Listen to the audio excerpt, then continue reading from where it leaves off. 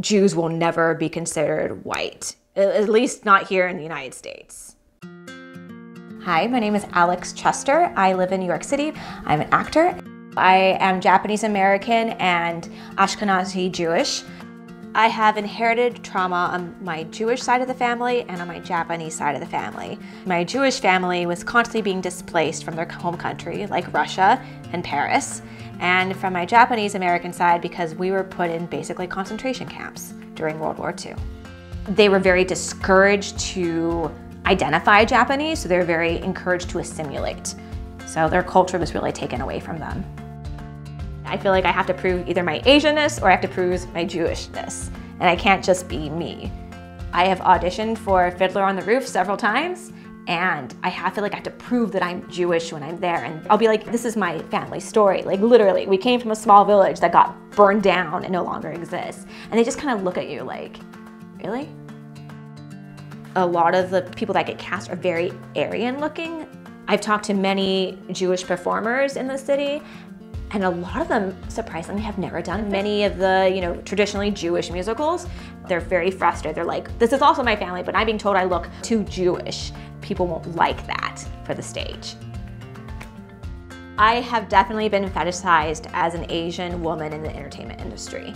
13 to 15, I was in the pop group Dream. That's P. Diddy's pop group.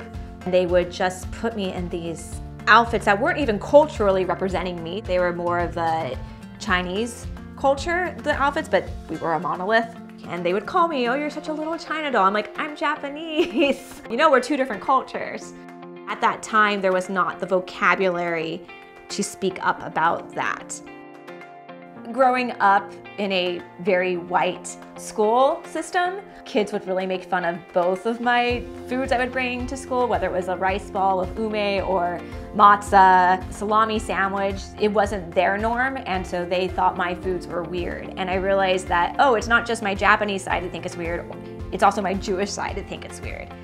Kids growing up would tell me I was gonna go to hell because I didn't believe in Jesus. Don't be a Jew. Straight up told me that.